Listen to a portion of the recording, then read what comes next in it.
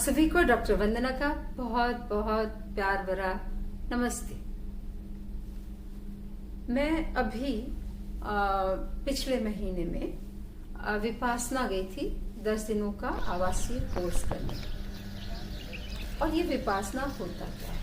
सबसे पहले मैं ये बताऊं, विपासना वो होता है खुद को विशेष तौर पर देखना। आपके शरीर में क्या संवेदनाएं हो रही हैं और आप उससे क्या सीख रहे हैं, ये सब जानना। यानी क्या सीख रहे हैं का मतलब ये है कि आपको क्या संवेदनाएं अच्छी बुरी आपके शरीर में आ रही हैं, सिर्फ उसको जानना है। वो कैसे जानेंगे? आनापान से। ये आनापान क्या होता है? सांसों का आना और जाना। किस तरह सांस आ रही है, ठंडी सांस आ रही है कि गर्म सांस आ रही है, और एक नाक से आ रही है क्या दूसरे नाक से आ रही है। इस तरह अपने मन को कंट्रोल करना। ये 10 दिनों में हम और कुछ नहीं बल्कि यही सीखते हैं कि हम अपने मन को कंट्रोल कैसे कर सकते हैं। ये कोई संप्रदाय से जुड़ा हुआ कोर्स नहीं है और किसी धर्म से जुड़ा नहीं है, किसी भगवान से नहीं जुड़ा है, किसी अल्लाह से नहीं जुड़ा है, किसी ईसाइयों से जुड़ा नहीं है, बल्कि ये ऐसा धर्म है जिसको हम निभाएंगे, लेकिन अपनी मन की शुद्धि करने के बाद हम अपनी संवेदनाओं को दृष्टा भाव से देखेंगे, यानी एज अ थर्ड पर्सन। आप सुख और दुख को इस ट्रेनिंग के बाद एक जैसा आपका मानसिक स्तर रहेगा। तो ये अनुभव स्व अनुभव से ही हासिल हो सकता है। ये किसी से बोलने और कहने से नहीं होगा। बोलने और कहने का मतलब है, एक उदाहरण में हमेशा गोयनका जी देते हैं कि जैसे रसगुल्ला है, लोग कहें ये सफेद रंग का होता है, इसमें चाशनी होती है, बहुत मीठा होता है, बहुत टेस्टी होता है, लेकिन क्या आप वो स्वाद ले सकते हैं सिर्फ बताने मात्र से? नहीं। तो फिर गोयनका जी यही कहते हैं कि जब तक आप रसगुल्ला खा ना लें तब तक उसके स्वाद को नहीं जानेंगे। ठीक इसी आधार पर ये 10 दिनों की ट्रेनिंग निश्चित है। आप स्वयं अनुभव करते हैं अपने शरीर के माध्यम से कि ये सब कुछ खत्म होने वाला है और दिन रात परिवर्तन होते रहते हैं इसमें। बस यही ट्रेनिंग है। विश्वास करें, जब आप 10 दिनों के बाद ट्रेनिंग से निकलेंगे तो आप अलग, आपकी समझ होगी अलग, आप जो है सहजता से दुख और सुख को देंगे, एक नई दृष्टि आपको मिलेगी, आपकी एकाग्रता आएगी, आपको ज्यादा समझ में आएगा और दिमाग शांत रहेगा। मन के आप वश में नहीं रहेंगे, आपके वश में मन रहेगा। तो ये रही कि विपश्यना है क्या। अब मैं आपको बताऊं कि विपश्यना का शेड्यूल क्या था। तो सुबह सुबह उठना होता है, 4 बजे बेल बजती है और 4 बजे बेल बजने के बाद आप तैयार हुए। आधे घंटे के बाद 4:30 बजे आपको हॉल में जाकर मेडिटेशन शुरू करना होगा।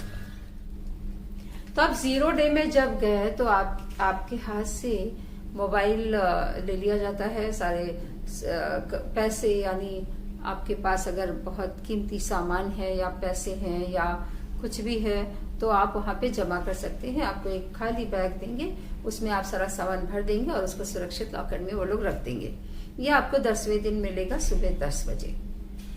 और 0 डे में फिर एक पीपीटी दिखाया जाता है, उसे बताया जाता है कि क्या होने वाला है, कैसे होने वाला है। पीपीटी देखने के बाद छोटा सा आनापान होता है, यानी मेडिटेशन होता है। उसके बाद आपको कमरे में जाना होता है। तो मैं बात कर रही थी पहले दिन की। तो पहले दिन आप 4:30 बजे मेडिटेशन के लिए बैठे और मेडिटेशन जो है 6:30 बजे तक होता है। 6:30 से 7:15 तक आपका ब्रेकफास्ट होता है। अब ब्रेकफास्ट में क्या मिलता है? ब्रेकफास्ट में बहुत कुछ मिलता है, जैसे दूध, चाय, जिंजर वाटर और कोई छोटा सा नाश्ता जैसे पोहा हुआ, उपमा हुआ, उसके साथ में फ्रूट्स और आपको कॉर्नफ्लेक्स, आपको मिल्क से खाना है तो वो सब आपको मिलता है। पेट भर के लोग खाते हैं क्योंकि डिनर जो है कम मिलता है, अभी आपको पता चलेगा। तो नाश्ते के बाद हम लोग कमरे में जाते हैं 8 बजे तक। वो फ्री समय होता है, उस समय यदि आपने सुबह स्नान नहीं किया है या जो बाकी काम है वो आप कंप्लीट कर लेते हैं। उसके बाद फिर से मेडिटेशन के लिए आना पड़ता है। तो ये शेड्यूल तो मैं आपको देख के बताती हूँ, क्योंकि जो भी मैं जानकारी यहाँ दूंगी एकदम सही दूंगी। तो मैंने आपको यहाँ तक बताया कि 8 बजे तक रेस्ट होगा, 7:15 ब्रेकफास्ट के बाद 8 बजे तक आपने रेस्ट किया और उसके बाद 8 बजे से लेकर 9 बजे तक फिर से मेडिटेशन।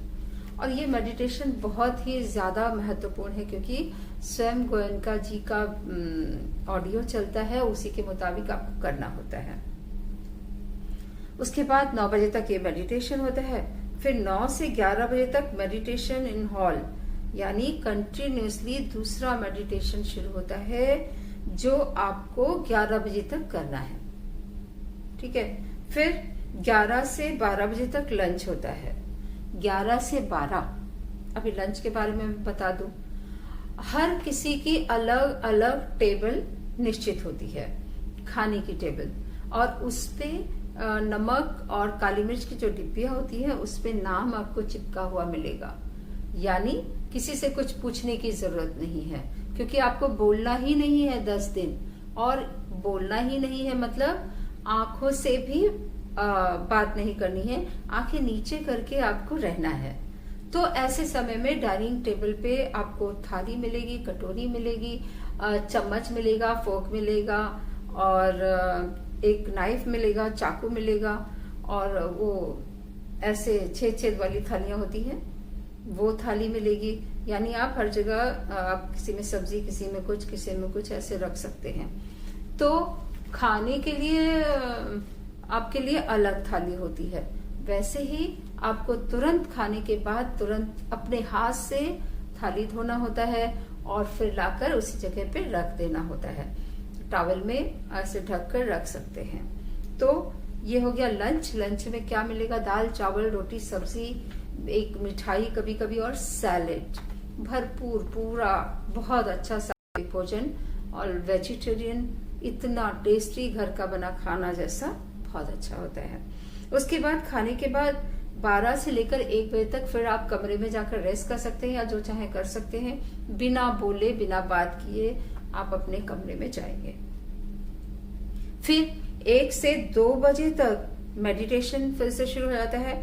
टाइम पे आपको वापस आना है। अब मैं एक बात बताना भूल गई कि 12 से 1 जो रेस्ट है, तो 12 से 12:30 का टाइम रखा है जिसको टीचर से बात करनी है या अपनी कुछ कठिनाइयों या फिर किसी लेक्चर के बारे में पूछना है तो आप वहीं पे रुक जाते हैं और 12:30 बजे तक आप उनसे पूछ सकते हैं कि क्या क्या आपको परेशानियां हैं या मुझे ये समझ में नहीं आया, तो टीचर सब समझाती है। उसके बाद रेस्ट के बाद 1 से 2:30 बजे तक फिर से मेडिटेशन शुरू होने के बाद 2:30 to 3:30 PM फिर से मेडिटेशन है जो बहुत ही महत्वपूर्ण है। गोयनका जी के अनुसार वो होता है। ये इस तरह 3 बार ये मेडिटेशन होता है जिसको हम कहते हैं ग्रुप मेडिटेशन इन हॉल। तो वो मेडिटेशन करने के बाद 3:30 to 5 PM meditation in hall again, यानी कंटिन्यूसली। आप 2-2:30 बजे पहुंचे, फिर 2:30 बजे से 3:30 बजे तक वो गोयनका जी के साथ मेडिटेशन हुआ। उसके बाद अगर टीचर कुछ जैसे इंस्ट्रक्ट करे वैसे, यानी फिर से मेडिटेशन शुरू होता है। फिर 5 से 5:30 टी ब्रेक, टी ब्रेक या आप कहें डिनर। अब ये टी ब्रेक में हमें क्या मिलता है? हमें मिलता है मुरमुरा, यानी सूखी भेल, और उसके साथ में चाय, दूध, फ्रूट्स, जो चाहे वो आप खा सकते हैं।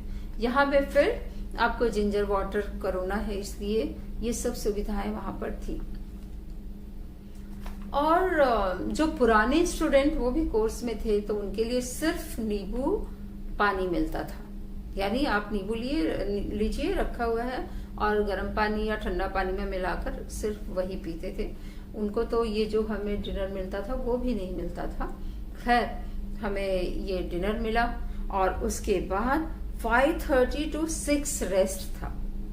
अब रेस्ट कैसा, कोई यहाँ पे तो एक्सरसाइज अलाउ नहीं थी, कोई किसी भी तरह का योगा अलाउ नहीं था, किसी भी तरह की आप किताब नहीं ले जा सकते थे, लेखन यानी लेखन कार्य नहीं कर सकते थे, कुछ भी नहीं, मोबाइल है ही नहीं।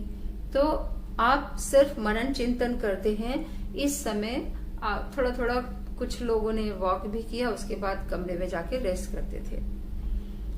उसके बाद 6 to 7 group meditation in hall, the same thing. Goenka ji का जो मैंने बोला कि 3 बार होता था, उसको मैं फिर से रिपीट कर दूं। 8 to 9 एक बार, फिर 2:30 to 3:30 और उसके बाद 6 to 7। ये गोयनका जी का मेडिटेशन था। तो कंपलसरी अटेंड करना ही करना है और बीच में कहीं नहीं जाना है।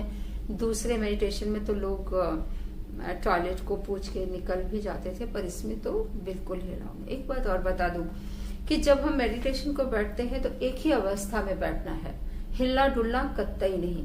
जैसे हाथ आपने ऐसे रखा तो ऐसे ही रखना है। आपको आसन मिलेंगे, किस तरह का आसन, अगर आपको कुछ प्रॉब्लम है, बैक पेन वगैरह, तो आपको पीछे जैसे चेयर में सपोर्ट होता है उस तरह का आसन मिलेगा, या फिर जो ठीक ठाक लोग हैं उनको सिर्फ गद्देदार आसन मिलता है और उस पर बैठकर आप मेडिटेशन कर सकते हैं। इन आसनों की विशेषता यह है कि आपको जो भी आसन मिले वो उसी पर बैठना है, उस पर कोई दूसरा नहीं बैठेगा। आप 10 दिन तक उस पर बैठेंगे और मेडिटेशन करेंगे। तो मुझे तो सपोर्ट वाला मिला था तो मैं आराम से बैठ के करती थी। फिर 7 PM to 8:30 PM teachers discourse in hall, यानी इस समय सैद्धांतिक रूप से समझाते हैं। गोयनका जी का वीडियो होता था और उसमें बाकायदा शुरुआत ऐसे होती थी कि आज 1 दिन खत्म हुआ, आज 2 दिन खत्म हुआ, आज 3 दिन खत्म हुआ। इस तरह उनका वीडियो चलता था जो बहुत ही ज्यादा प्रभावशाली होता था। क्या है कि दिन भर जब फ्रस्ट्रेशन आता है कि इतना ज्यादा बैठना है, मेडिटेशन करना है, एक ही अवस्था में बैठना है, तो ये उनका प्रवचन सुनने के बाद और रिलैक्स हो, मुझे तो बहुत अच्छा लगता था सुनने के लिए। उसके बाद 8:30 to 9 मेडिटेशन इन हॉल। फिर से हम वो लेक्चर जो है सुनने के, हम लोग तो किसी दूसरे हॉल में जाते थे जहाँ जेंट्स और लेडीज दोनों मिलके देखते थे ये वीडियो गोयनका जी का। उसके बाद फिर से हम लोग अपने मेडिटेशन, धम्मा हॉल जैसे कहते हैं, हम उसमें आ जाते थे। फिर वहां पे फिर से मेडिटेशन और ठीक 9 बजे, 9 से 9:30 बजे तक क्वेश्चन पूछ सकते थे, यानी सवाल पूछ सकते थे टीचर से। तो बहुत से लोग अपनी अपनी समस्या पहले से नाम दे देते थे, बोर्ड में सबका नाम लिखा जाता था कि किसको किसको पूछना है, तो वो सब वहां पे रुक जाते थे। जिसको नहीं पूछना था या नहीं होता था वो अपने कमरे में 9 बजे चले जाते थे। ठीक 9:30 बजे लाइट ऑफ हो जाती थी। ये लाइट ऑफ यानी सोने का समय। तो 9:30 बजे सोने के बाद सुबह 4 बजे उठने में कोई समस्या नहीं होती थी। मैंने तो 1 दिन या 2 दिन अलार्म लगाया, उसके बाद अपने आप में उठ जाया करती थी। बहुत अलग अनुभव था, बहुत अच्छा। और आपको ये भी बता दूं कि जेंट्स एंड लेडीज दोनों का अलग अलग सेक्शन था। बीच में बहुत बड़ा ये रिसोर्ट था और बीच में ऐसे उन्होंने रिमूवेबल जो है ऐसे लगा दिया था, पर्दा टाइप का, जूट का पर्दा, जिससे ना इधर के उधर जा सके ना उधर के इधर आ सके। तो 10 दिन हम लोग अलग और वो अलग। खाली शाम को जो प्रवचन होता था, जो वीडियो होता था, उसमें हम लोग मिलते थे। हिंदी का अलग होता है और इंग्लिश का अलग होता है। ऐसा नहीं है कि हिंदी जिसको आती है वो इंग्लिश में नहीं, क्योंकि गोयनका जी ने जितने भी इंस्ट्रक्शंस दिए हैं, एक बार इंग्लिश में और एक बार हिंदी में। बहुत अच्छा अनुभव था। उसके बाद 10वें दिन आपको जो है मोबाइल और सारा सामान 10 बजे मिल जाता है। आप फ्री हो जाते हो दिन भर बात करने के लिए और जो करना है करिए, शूटिंग करना है, ये करना है। 10वें दिन एक और मेडिटेशन होता है जो मोबाइल लेने के पहले होता है, सुबह के समय। उसमें 8 से 9 बजे का, उसमें मैत्री मंगल कामना होती है। यानी यह सिखाया जाता है कि हम किस तरह दूसरों के लिए मंगल कामना करेंगे। एक एग्जाम्पल कि हम तो शांत हो गए, हमारा मन शांत हो गया, हम अपने मन को कंट्रोल करने लगे, लेकिन समाज में सभी लोग तो नहीं हैं, तो हम उन सब के मंगल की कामना करेंगे कि जो इस दुनिया में रह रहे हैं, जिनसे हम संपर्क में आ रहे हैं या नहीं आ रहे हैं, सभी के लिए। एक कल्पना कीजिए कि सारी दुनिया हम जैसी बन गई है, विपासना वालों जैसी। यानी किसी के लिए कोई भी द्वेष नहीं, कलश नहीं, राग द्वेष से मुक्त ऐसा समाज तो सचमुच बहुत ही अच्छा समाज होगा। न लड़ाई, न झगड़ा, न गुस्सा, ज्यादा सुख आने से बहुत ही प्रसन्न नहीं होगा, दुख आने से ज्यादा दुखी नहीं होगा, और आप गृहस्थ जीवन आराम से चला सकते हैं। दूसरे शब्दों में, आपको संन्यास लेने की जरूरत नहीं है, हिमालय पे जाने की जरूरत नहीं है। आप घर में अपने बच्चों और परिवार के साथ में रहकर ये विपासना निभा सकते हैं। स्वयं गोयनका जी भी एक गृहस्थ थे। अब सवाल उठता है कि इतना अच्छा खाना 10 दिन फ्री में कैसे होता है? You don't have to pay anything, लेकिन इतने अच्छे से सब कैसे हो रहा है? तो इसका जवाब ये है कि जिन लोगों को फायदा होता है वे पैसा देते हैं, डोनेट करते हैं। आखिरी दिन 10वें दिन सुबह के समय डोनेशन बॉक्स रखा रहता है, आपको देना है दीजिए, नहीं देना है ना दीजिए। कोई किसी को फोर्स नहीं करता है। लेकिन एक बात याद रखिए, ये गुरु जी जरूर बताते हैं, आचार्य गोयनका जी, कि आपने 10 दिन जो खाना खाया कैसे चुकाएंगे। तो आगे आने वाले, दूसरे आने वाले छात्रों के लिए, छात्राओं के लिए आप दान अगर देते हैं तो वैसे ही तो ये संस्था चलेगी। खैर, एक और तरीका है कि पर कोई किसी को फोर्स नहीं करता है कि आप डोनेशन दें। एक और तरीका है कि आपका सेवा दान देने का। दूसरे 10 दिनों में आप सेवा दान, यहाँ पे कोई सर्वेंट नहीं होता है, सब साधक जो पहले ट्रेनिंग कर चुके हैं वही यहाँ का सारा इंतजाम करते हैं। खाना निकाल के देना, रखना, और फिर टीचर के पास जो बोलना है सारे काम, वो 2 साधक, 2 गर्ल्स एंड 2 बॉयज, बॉयज के लिए 2 और गर्ल्स के लिए 2। तो वो सेवा हम दे सकते हैं अगली बार। आपको कोई भी डाउट हो इस बारे में, कुछ प्रश्न रह गए हो, तो आप मुझे अवश्य पूछ सकते हैं। मैं मुंबई से हूँ और दुबई में यहाँ पर मैंने ये कोर्स किया है। मैं तो अचंभित रह गई कि दुबई में भी ऐसा कोर्स होता है। खैर, बहुत अच्छा लगा। भगवान सबका मंगल करे, मेरा भी, आप सबका भी। बहुत बहुत धन्यवाद।